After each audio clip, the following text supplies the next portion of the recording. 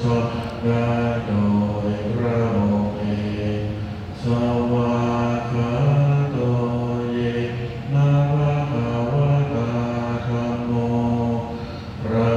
ธรรมเป็นธรรมที่พระผู้มีพระภาคเจ้าพระองค์ใดตรัสไว้ดีแล้ว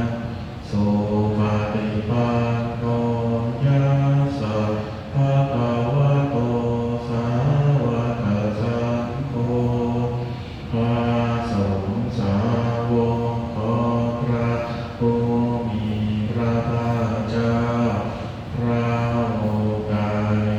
ปฏิบัติดีแล้ว